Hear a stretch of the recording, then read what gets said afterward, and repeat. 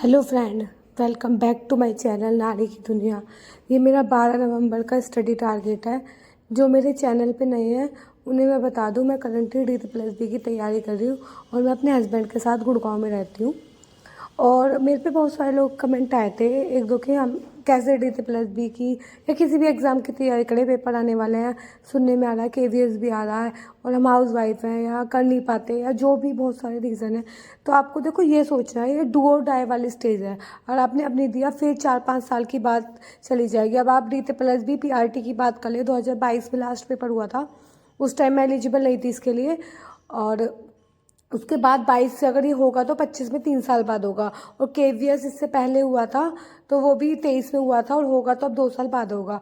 फिर बहुत लोगों की एज निकल जाएगी क्योंकि 30+ एज है उसमें पीआरटी के लिए, बहुत लोगों की एज निकल जाएगी और इतने साल तक हम कब तक पढ़ते रहेंगे। तो देखो डू और डाई वाली स्टेज है। आपको अगर 6 घंटे, देखो आप घर का काम कर सकती हो तो आप 6 घंटे पढ़ सकती हो। ऐसा नहीं है कि घर का काम करने के बाद, मैं भी एक हाउस वाइफ हूँ, मैं भी अपने सारे घर का काम करने के बाद पढ़ती हूँ और उस बीच में अपने लिए 6 से 7 घंटे डेली पढ़ाई के निकालती हूँ। 1-1.5 घंटा मेरा टारगेट रह रहा है, डेली मैं 8 घंटे निकालूँ और 7 घंटे सोऊं। 8 घंटे पढ़ाई के और 7 घंटे सोने के, 15 घंटे। 1 घंटा मेरी वीडियो एडिटिंग का जो मैं एडिट करती हूँ, 16 घंटे। बाकी के 8 घंटे उसमें घर का काम, अपनी फैमिली से बात करना, अपने हस्बैंड को थोड़ा बहुत टाइम देना, ये सब। तो आपको इस तरीके से अपना टाइम शेड्यूल करना है। अब आप कहोगे हम तो जॉइंट फैमिली में रहते हैं, तो देखो जॉइंट फैमिली में रहने के आपका बहुत सारे बेनिफिट हैं, आपको बहुत सारे काम, ऐसा नहीं है कि आप खुद से कर सकती, उनकी हेल्प ले सकती हो बहुत सारे काम में। और हेल्प लेने में मुझे नहीं लगता कभी भी हिचकिचाना चाहिए, हेल्प लेने में कभी भी नहीं हिचकिचाना चाहिए। और यहाँ फर्स्ट स्टडी स्लॉट करी हूँ, फर्स्ट स्टडी स्लॉट में प्रीपोजिशन का रिवीजन कर रही हूँ क्योंकि मैंने सोचा है कि अभी मैं 3-4 दिन सब चीज़ों का रिवीजन करूँ और बिल्कुल नए, क्योंकि मैंने बहुत सारे नोट्स बना रखे हैं और ये मैंने तरुण ग्रोवर की सर से वीडियो से बनाए थे। तो यहाँ मैं फर्स्ट स्टडी स्लॉट मॉर्निंग में कर रही हूँ और ये प्रीपोजिशन में कर रही हूँ। और ना मुझे लिखने की आदत है, मैं रिवाइज करते करते लिखते हुए चलती हूँ। तो मैं मतलब साथ में लिखती रहती हूँ, जैसे जो भी इसमें आई कि अमंग के साथ क्या नहीं लगता है, तो जो जो आता रहता है इसमें वो साथ साथ में लिखती रहती हूँ। जैसे किसके साथ क्या, जैसे डिस्पाइट के साथ ऑफ का यूज़ नहीं करते हैं, स्पाइट के साथ यूज़ करते, तो साथ में लिखती रहती हूँ। मैं जो स्टिकी नोट्स लगा रखे हैं मैं उनमें भी नोट डाउन करती रहती हूँ क्योंकि मुझे बिना पेन पेपर के रिवीजन नहीं होता। अगर आप भी रिवीजन करने के बारे में सोच रहे हो कि चीज़ों का रिवीजन कैसे करो और आप रिवीजन नहीं कर पा रही हो या रिवीजन नहीं कर पा रहे हो, तो देखो पेन कॉपी लेके बैठ के रिवीजन करो। या और भी अच्छा टेक्निक है, आप जो पढ़ रहे हो उसको बोल दो कि मैं पढ़ रहा हूँ, उसे रिकॉर्ड कर लो, उस रिकॉर्डिंग को सुनो। जब तुम अपनी आवाज़ में चीज़ें सुनोगे तो भी जल्दी याद हो जाते हैं। लेकिन मुझे तो लिख के याद करने की आदत है, मैं चाहे हिंदी हो इंग्लिश हो, मैं सब चीज़ लिख के याद करती हूँ। मुझ पर मतलब पेन कॉपी लिए नहीं बैठा जाता। और आप ये क्या होगा, देखो हम 6 घंटे घर का काम करते हैं, 6 घंटे कैसे पढ़ाई कर ले क्योंकि हम थक जाते हैं। तो देखो अगर आपको अपनी लाइफ में कुछ बड़ा अचीव करना है, कुछ भी करना है, तो थोड़ा सा कॉम्प्रोमाइज़ तो करना पड़ेगा घर के कामों से। कुछ भी अगर आप ये सोचोगे आप घर का काम भी कर लो, सबको खुश भी रख लो, तो सबको खुश करने के चक्कर में मत लगो। ये जो लड़कियों का ठेका नहीं है ये कि हमें सबको खुश रखना है। अगर तुम्हें 1-2 लोग आपसे रूठ भी गए और आपका करियर बन गया उस सब चीज़ों में, तो आपकी लाइफ बहुत अच्छी हो जाएगी। तो ये सब चीज़ें दिमाग से निकाल दो कि हमें सबको खुश रखना है। आपके उससे कोई खुश नहीं होने वाला, ये चीज़ एक्सेप्ट कर लो। आपके हस्बैंड तक खुश नहीं रहते आपकी उससे, बस एक जो लड़की के फैमिली वाले होते हैं वो ही खुश रह सकते हैं। तो अगर आप ये सोच रहे हो कि आपको सबको खुश रखना है, तो देखो ये पॉसिबल नहीं है। और देखो अगर आप किसी भी बड़े एग्जाम की तैयारी करें, अब जैसे डी+बी का सुनने में आ रहा है कि 20,000 वैकेंसी आएंगी, तो पीआरटी के लिए कितनी आएंगी, टीजीटी पीजीटी के लिए ये भी क्लियर नहीं है। तो आपको तैयारी अभी से करनी पड़ेगी, कंपटीशन बहुत हाई है। अगर आप हाउस वाइफ हो और आप सोचिए उन बच्चों के साथ कम्पीट करने का जो सिर्फ पढ़ाई कर रहे हैं, तो नहीं हो पाएगा। उसके लिए आपको 5 से 6 घंटे देने पड़ेंगे। और देखो पढ़ाई करने के लिए अगर आप ये सोचिए हो कि आपको कोई टाइम दे देगा, तो कोई नहीं दे देगा। आपको फर्स्ट स्टेप ना खुद ही उठाना पड़ेगा। हमेशा आपने सुना होगा कि किसी भी चीज़ की शुरुआत करने के लिए आपको खुद ही खड़े होना पड़ेगा। आप ये मत सोचना कि दूसरा आके कहेगा कि नहीं जी तुम पढ़ लो, घर का काम छोड़ दो, ऐसा कोई नहीं कहने वाला। तो यहाँ मेरा फर्स्ट स्टडी स्लॉट कंप्लीट हो गया और मैं सेकंड स्टडी स्लॉट कर रही हूँ। तो अगर आपको भी ऐसे स्लॉटों से करना है तो ऐसे स्लॉट ना करो कि टारगेट रखो कि हमें दिन में 3-4 टॉपिक कंप्लीट करना है, जैसे मैं पढ़ करती हूँ। उसके बाद मैं अपना ये व्लॉग जो है वो भी एडिट करती हूँ, वो मैं रात में करती हूँ और ये सारा काम 1-1.5 घंटे में निपट जाता है। 8 घंटे की मैं पढ़ाई भी करती हूँ, अपने घर का काम भी करती हूँ। तो ये सारी चीज़ आपको एक दिन में मैनेज नहीं होगी, धीरे धीरे उसकी हैबिट पड़ेगी मैनेज करने की। स्टार्टिंग में चीज़ें नहीं होती।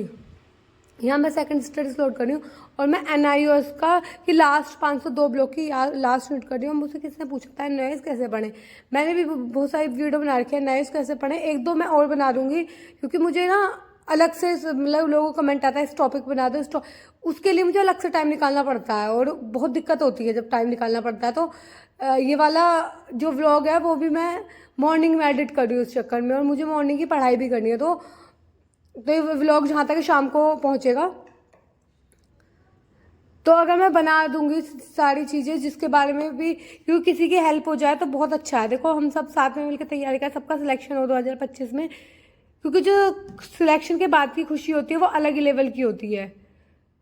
तो देखो अगर आप ये सोचो मतलब काफ़ी बच्चों ने कोर्स के लिए पूछा था कि कोर्स कैसे ले, कहाँ से कोर्स परचेज करें। देखो मैंने KVS के लिए भी कोई कोर्स नहीं परचेज किया था, मेरे उसमें अच्छे खासे नंबर थे। और DT+B के लिए मैंने खुद से महसूस किया, पहले मैंने कोई कोर्स परचेज नहीं किया, मैंने CDP के लिए कोई कोर्स परचेज नहीं किया, ना मैं पूरा कोर्स परचेज करने की कभी ऐसे मतलब कॉम्बो वाला कि सब कुछ एक साथ पढ़ा रहे हैं। तो यहाँ मेरे नोट्स बन गए थे। और देखो अगर NIOS पढ़ रहे हो 1 से 2 घंटा तो एक यूनिट में लगता है। ये मैं आपको अपने नोट्स दिखा रही हूँ और मेरा 502 ब्लॉक भी आज मेरे 3 ब्लॉक कंप्लीट हो गए, 506, 507 और 502। मेरे 506-7 तो पहले हो गए, 2 भी कंप्लीट हो गया और उसके बाद मैं थर्ड स्लॉट करने आ गई थी। आज मैंने ब्रेक नहीं लिया एक साथ, मैं सोचा सारे स्लॉट एक साथ करती हूँ क्योंकि पेपर आने वाला है और कब पेपर हो जाए तो उसका कोई आइडिया नहीं है। और मैं 1 वर्ड सब्स्टिट्यूशन याद कर रही हूँ, नीतू सिंह की बुक है, यहाँ से मैं 1 वर्ड सब्स्टिट्यूशन याद कर रही हूँ। और मेरी वही आदत है, मैंने लिख के बताया कि मैं लिख के याद करती हूँ। तो देखो मैं लिख के याद कर रही हूँ क्योंकि मुझसे बिना लिखे याद होते हैं 1 वर्ड सब्स्टिट्यूशन और ईडियम फ्रेजेस।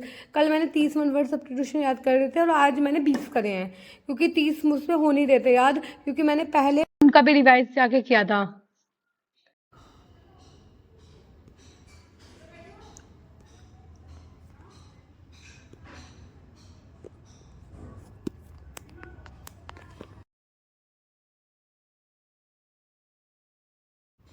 तो आज मैंने सिर्फ 20 ही याद करे थे और मुझे लगा ये मुझे मॉर्निंग के टाइम पे याद करने चाहिए थे। मैंने मॉर्निंग के टाइम पे प्रोपोजिशन याद करी क्योंकि मैं याद करने का मैं मॉर्निंग के टाइम पे करती हूँ। और फिर मैंने NIOS किया, मैंने सोचा बाद में याद कर लूँगी, लेकिन मुझे ये मॉर्निंग के टाइम याद करने चाहिए थे क्योंकि वर्ड मीनिंग वगैरह ये जल्दी याद हो जाता है अगर मॉर्निंग के टाइम पर याद करें तो। और क्योंकि मैंने प्रोपोजिशन करी थी वो भी इंग्लिश का पोर्शन है, तो मैंने सोचा पहले प्रोपोजिशन का रिविज़न कर लेते हैं। तो देखो अगर वो किसी ने पूछा था GS के लिए कुछ बता दो, तो GS के देखो मैंने बहुत सारे टॉपिक बताए थे। अब उस टॉपिक को आपको कैसे पढ़ना है वो आप देख सकते हो। और ये मेरे सारे वर्ड में याद हो गए थे। इसके बाद लिया था मैंने नैप थोड़ी देर का, क्योंकि मैं कंटिन्यूस पढ़ाई कर रही थी और मैं घर का काम करके फिर मैंने थोड़ी देर का नैप लिया था। और नैप लेना भी बहुत जरूरी है, जब हम आधा घंटे का पौना घंटे का नैप ले लेते हैं तो बिल्कुल माइंड खुल जाता है। और उसके बाद मैंने 4th स्टडी स्लॉट किया और 4th स्टडी स्लॉट में मैंने सिर्फ रिवीजन किया था क्योंकि मैं पुराना रिवीजन कर रही हूँ। ये मैंने नोट्स बनाए थे, अगर आपने मुझे देखा होगा, परमार SSC के बायोलॉजी के नोट्स हैं। ये मैंने परमार SSC से बनाया था। किसी ने कहा था आप इंग्लिश में पढ़ती हो, तो हाँ देखो CDP में इंग्लिश में पढ़ती हूँ, मतलब मैं ज़्यादातर चीज़ें इंग्लिश में पढ़ती हूँ, 1-2 चीज़ों को छोड़ के, जैसे हिस्ट्री ज्योग्राफी में हिंदी में पढ़ती हूँ, बाकी सब कुछ मैं इंग्लिश में पढ़ती हूँ। और कि आप तो इंग्लिश में, मैंने किसी कुछ बताया था कि आप तो इंग्लिश में बता रहे हो, तो देखो मैं जिस लैंग्वेज में पढ़ती हूँ उस लैंग्वेज में बताऊँ। और रही बात इंग्लिश की पढ़ने की, तो आपको मैं बताऊँ, मैं खुद हिंदी मीडियम से हूँ, मैं 12th मैंने हिंदी मीडियम से करी है। लेकिन अगर मैं सोचूँ इंग्लिश में नहीं पढ़ूंगी, इंग्लिश को बैरियर बना के रखूँ, तो फिर इंग्लिश तो कभी होने की नहीं है। और इंग्लिश में टर्म्स को याद करना ज़्यादा आसान है, ऐसा मुझे महसूस होता है। CDP मैंने CTET के टाइम हिंदी इंग्लिश दोनों में पढ़ी थी, लेकिन मुझे याद नहीं हुई थी। तो अगर आप ये सोचो कि सिर्फ हिंदी में पढ़ जाएंगे, और हिंदी में आप वर्ड्स देखोगे इतने टिपिकल आते हैं और इंग्लिश में कितने आसान होते हैं, तो मुझे इंग्लिश में कंफर्टेबल लगता है। और काफ़ी साल से मैं इंग्लिश में ही तैयारी कर रही हूँ, मैंने KVS की भी इंग्लिश में तैयारी करी थी और भी जितने पेपर आते हैं सबकी मैं इंग्लिश में ही तैयारी करती हूँ, तो मैं इंग्लिश से यूज टू हो गई हूँ। तो यहाँ पे मैं जो परमार एसएससी की बायोलॉजी का मैंने प्लांट चैप्टर का सेल वॉल चैप्टर जो था सेल का, उसका नोट्स बनाए थे, तो ये मैं याद कर रही हूँ और साथ में मैं लिखते हुए चलती हूँ। और लिखने से पता है क्या फ़ायदा होता है, जितनी ज़्यादा हम सेंसेस यूज़ करते हैं, जो मैंने महसूस किया है कि हम याद करने में जितनी ज़्यादा सेंसेस यूज़ कर ले, जैसे बोलना, हम बोल बोल के याद कर ले। जैसे पहले मैं आदत थी बहुत तेज तेज बोल के याद करती थी, अब भी मैं बहुत तेज तेज बोल के याद कर रही हूँ। आप देख भी रहोगे मैं लिख रही हूँ, लिखने के साथ साथ मैं उसे रिपीट भी करती रहती हूँ कि क्या है। तो जितनी ज़्यादा हम सेंसेस यूज़ करेंगे उतनी जल्दी हमें चीज़ें याद हो जाएंगी। हम देख लें, कोई वीडियो देख लें, अब हमें मूवी कैसे याद आती है, हम उसमें उसे देखते हैं, वर्चुअली देखते हैं, उसे सुनते हैं। अगर हम कोई वीडियो देखते हैं, वीडियो से हमें जल्दी याद हो जाता है, कोई हमें एक्सप्लेन कर दे उससे जल्दी याद हो जाता है, रादर देन हमें बुक से पढ़ने से। तो मैं साथ साथ लिखते हुए चलती हूँ। अच्छा ये है, जो भी आता रहता है टॉपिक उसे मैं लिखते हुए चलती हूँ। अब देखो जीएस के लिए अगर मैं स्पेसिफिक आपको बताऊं, जो मैंने आपको एक टॉपिक बनाए थे, मैं और बना दूंगी जैसे मुझे टाइम मिलेगा एक और वीडियो कि मैंने कैसे कैसे कहाँ कहाँ से टॉपिक करे, क्योंकि मेरी पूरी जीएस कंप्लीट नहीं है, मेरी मॉडर्न हिस्ट्री कंप्लीट हो गई है। और मॉडर्न हिस्ट्री मैंने कहाँ से करी थी, मैंने शुभम गुप्ता सर की एक 11 घंटे की वीडियो है, वो अनअकैडमी में पढ़ाते थे उनकी, और ये मैंने आज नहीं करी, मैंने जो करी थी ये मॉडर्न हिस्ट्री आज से 3 साल पहले करी थी। तो वही नोट्स काम में आ रहे हैं मेरे। आज से 3 साल पहले मैंने एक पेपर दिया था, उसके लिए मॉडर्न हिस्ट्री पढ़ी थी, उसको आज तक रिजल्ट नहीं आया, तो खैर ये तो अलग बात है। तो मैंने उसके लिए modern history Shubham Gupta sir से पढ़ी थी, वहीं से नोट्स बनाए थे, और मैं उन्हीं को बार बार रिवाइज करती रहती हूँ और कुछ उसमें नया मिलता है। वैसे मॉडर्न हिस्ट्री तो चेंज होने वाली है नहीं, तो कुछ भी फिर भी नया मिलता है तो मैं उसमें ऐड ऑन कर लेती हूँ। तो आप भी जैसे शुभम गुप्ता सर से पढ़ सकते हो, उनकी 4 साल पुरानी वीडियो है, या जो भी अब ट्रेंड में जो न्यू वीडियो आ रही हो उनमें से पढ़ सकते हो। और ज्योग्राफी के लिए भी पूछा था किसी ने, तो और ये वाला सॉर्ट करने के बाद शाम का टाइम है, ये हम मंदिर आ गए थे, मैं और मेरे हस्बैंड। और अगर ज्योग्राफी के लिए भी आप करो तो मैंने एक बुक मंगा रखी है, वो बुक से मैंने पढ़ा था। और ये रास्ते में मैं डॉगी मिला था, इसका नाम नवाब है, ये बहुत ही क्यूट था, तो मैंने इसे थोड़ी देर बातें करी। मुझे ऐसे डॉग्स और कैट बहुत पसंद है, और थोड़ा सा क्योंकि भाई हम यहाँ अकेले रहते हैं तो काफ़ी चीज़ें हमें खुद मार्केट से जाके परचेज़ करनी होती है। जॉइंट फैमिली में रहने का एक फ़ायदा है कि तुम्हें बाहर नहीं जाना पड़ता, और घर के छोटा काम तुम्हें ये नहीं है कि कोई आके करेगा। तो मुझे ये फ़ायदा लगता है कि अगर हम जॉइंट फैमिली में रह रहे हैं तो हम पे ज़्यादा टाइम होता है। हाँ काम ज़्यादा होता है लेकिन हम पे टाइम भी ज़्यादा होता है, हमें कोई एक्स्ट्रा काम नहीं करना होता। घर आके मैंने लास्ट स्टडी स्लॉट किया था, और आपको जैसे पता ही है कि लास्ट स्टडी स्लॉट में मैं रात में सिर्फ और सिर्फ मैथ करती हूँ। मैंने आपने कितने मेरे स्टडी ब्लॉग देखे होंगे, मैं कभी भी दिन में मैथ नहीं करती, क्योंकि मैथ मेरा one of my favourite subject, और रात में मैं टायर्ड हो जाती हूँ, तो मेरे को मैथ या रीजनिंग मेरी कंप्लीट है, उसमें मेरे सिर्फ 1 या 2 टॉपिक करने हैं। रीजनिंग में पीयूष वासने सर से कर रही हूँ, और अपने कोर्स के लिए पूछा था। देखो कोर्स मैंने सिर्फ 2 ले रखे हैं, करियर वीर का पीयूष वासने सर का, और गगन प्रताप सर का मैथ का। उसका रीज़न क्या है, देखो वो एसएससी के लिए पढ़ाते हैं, अगर एसएससी के लिए वो इतने टॉप लेवल का पढ़ा रहे हैं तो उससे मेरा टीचिंग लाइन का तो ऑलरेडी कॉन्सेप्ट क्लियर हो जाएगा ना। तो मैंने इसलिए लिया था। कोई अगर हम सीडीपी की बात करें तो मैंने सीडीपी के लिए कोई कोर्स नहीं लिया, मैं साइंस तैयारी कर रही हूँ। जीएस के लिए मैंने कोई कोर्स नहीं लिया, जहाँ से मुझे ठीक लगता है मैं वहाँ से पढ़ लेती हूँ। जैसे मैं एक यूट्यूब चैनल बता देती हूँ, क्रेजी जी के ट्रिक, उससे मैंने बहुत सारी चीज़ें करी थी, जैसे वाइसराय करे थे, मुझे याद नहीं हो रहे थे, और बहुत सारी चीज़ें करी थी, उसे सर्च करके देख लो। भारत की नदियाँ मैंने क्रेजी जी के ट्रिक से करी थी, भारत के पर्वत मैंने क्रेजी जी के ट्रिक से, और वो इतने अच्छे से समझाते हैं, जो भी पढ़ाते हैं उस पर, आई डोंट नो उनका नाम क्या है, वो बहुत अच्छे से समझाते हैं। और अब मैंने मैथ सर का बैच ले रखा है, तो किसी ने मुझसे शीट के बारे में पूछा था, ये शीट आपको कहाँ से मिली, तो मैंने बैच ले रखा है, वहाँ पीडीएफ प्रोवाइड करता है, वहाँ से मैंने पूरी बुक की पीडीएफ निकलवा रखी है। तो देखो अगर मैं एक बार बैच कर लेती हूँ, ऐसा नहीं है मैंने इससे पहले मैथ नहीं कर रखी, मैंने आज से 2 या 3 साल पहले एसएससी की पूरी मैथ कंप्लीट कर रखी है, लेकिन वो है प्रैक्टिस नहीं करी तो मैं सारी चीज़ें भूल गई। तो ये बैच मैंने अभी लास्ट मई में लिया था, मई से मैं DSSB के लिए फोकस होकर तैयारी कर रही हूँ। मई में मैंने बैच लिया था, और मई से जून तक मैं अच्छे से पढ़ी। फिर अगर सितंबर से तो मैंने यूट्यूब चैनल ही बनाया था, तो लगभग मुझे 4 से 5 महीने हो गए तैयारी करते करते। और यहाँ ना मेरे कुछ क्वेश्चन गलत हो गए थे, मतलब कुछ क्वेश्चन में से समझ में नहीं आ रहे थे, तो मैंने कहा सर की वीडियो से एक बार देख लेते हैं। क्योंकि कुछ क्वेश्चन हो तो रहते हैं, मुझे उनमें टाइम ज़्यादा लग रहा था। मेरी कोशिश रहती है कि मेरा मिनिमम टाइम हो। सर किस तरीके से अप्रोच कर रहे हैं, जैसे बहुत सारे टॉपिक है, मैं ये देखती हूँ सर किस तरीके से अप्रोच कर रहे हैं, वो मैं फॉलो करूँ। उन्होंने कहा था तुम टेबल याद करो 30 तक, तो मैंने 24 तक टेबल अभी याद करा, 25 का याद होगा, 26 का भी मुझे याद नहीं हो रहा। टेबल याद करने के लिए मुझे अलग से टाइम नहीं मिलता, लेकिन अगर जैसे मिलता है तो मैं कर लेती हूँ। जितनी भी चीज़ें मैं याद रख सकती हूँ मैथ में याद रख लेती हूँ। टेबल, किसी की स्क्वायर 30 तक, 20 तक स्क्वायर, वो हमारी कैलकुलेशन को इजी बनाते हैं। तो जो जो सर ने, और मैं ये भी देखती रहती हूँ कि सर कैसे चीज़ों को अप्रोच कर रहे हैं। सर जैसे ऑप्शन के थ्रू, डेविएशन के थ्रू, तो अगर किसी क्वेश्चन में डेविएशन लग रहा है तो मैं डेविएशन लगा के देखती हूँ। फिर वो ऑप्शन से कैसे जाते हैं तो ऑप्शन लगा के देखती हूँ। हमें पूरा सॉल्व करके पेपर में दिखाना थोड़ी ना है किसी को। तो एक 2-3 क्वेश्चन में मैं लॉन्ग मेथड से कर रही थी, और मैंने सोचा कि नहीं एक बार सर का मेथड देख लूँ, तो यहाँ मैं देखने लगी थी। उसके बाद फिर मैंने ये शीट कंटिन्यू करी।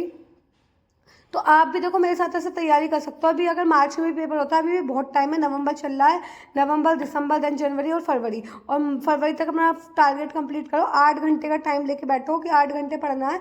मेरा अभी 6 से 7 घंटे हो रहे हैं, 7 मैक्सिमम जा रहा है, 8 नहीं हो पा रहा है क्योंकि घर का भी बहुत सारा काम होता है आज।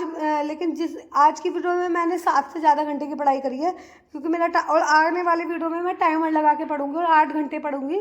तो मेरा यह है कि मैं टाइम लगा के पढ़ूंगी। बहुत बच्चों ने कहा था टाइमर लगाओ, एक्चुअली मेरे पे फ़ोन नहीं था, मैंने फ़ोन ले लिया है, तो मैं नेक्स्ट अपकमिंग वीडियो में टाइमर लगा के पढ़ा करूँगी। मैं उससे मेरे को भी एक आइडिया हो जाएगा कि मैं कहाँ पे स्टैंड कर रही हूँ। और मैं वास्तव में, क्योंकि हमें लगता तो हमने 2-3 घंटे पढ़ लिया, लेकिन क्या वास्तव में, तो आप भी मेरे साथ टाइमर लगा के पढ़ सकते हो, मेरे साथ ऐसे पढ़ सकते हो। अब जीएस के लिए मुझसे किसी ने पूछा था, तो देखो जीएस में मेरे ज्योग्राफी, हिस्ट्री, बहुत सारे टॉपिक कंप्लीट हैं। आपको बिगनिंग से तैयारी करनी है, आपको 3 से 4 महीने 8 घंटे डेली देना पड़ेगा। और ऐसा मत सोचना 8 घंटे बिना दिए पेपर निकल जाएगा। मैं काफ़ी टाइम से तैयारी कर रही हूँ, तो काफ़ी सारी चीज़ें मेरी हो रखी है, और मैं टेस्ट भी लगाती रहती हूँ बीच बीच में। तो अगर आपको बिल्कुल बिगनिंग से बिल्कुल कुछ नहीं पढ़ रखा, किसी ने मैथ के बारे में पूछा था, तो मैथ के लिए भी मैं वीडियो बना दूंगी, क्योंकि मेरे मैथ में 15-16 नंबर आ रहे हैं अभी इस टाइम करंटली। मैं जो भी पेपर लगाती हूँ तो मेरे जैसे CISI के गलत हो जाते हैं, तो मैंने सर का बैच लेने का पर्पज़ मेरा सिर्फ और सिर्फ यही था कि मैं ज़्यादा से ज़्यादा अच्छे से ध्यान दे पाऊँ। तो यह मेरा लास्ट स्टडी स्लॉट भी कंप्लीट हो गया, तो मैंने 12 नवंबर में सारे टारगेट अपने कंप्लीट कर लिए। और मेरा कोशिश है मैं 5 ही टारगेट दूंगी रोज़, और 5 के 5 कंप्लीट करने का मेरा टारगेट रहेगा। यहाँ इन प्रपोजिशन, मैथ की और वर्ड सब्स्टिट्यूशन ये सब कर लिया, और मैंने अपने आप को स्माइली दिया, मुझे ऐसा देना अच्छा लगता है। तो आज की वीडियो में इतना ही, और वीडियो पसंद आई तो वीडियो को लाइक करना, चैनल पर नए हैं तो सब्सक्राइब कर देना।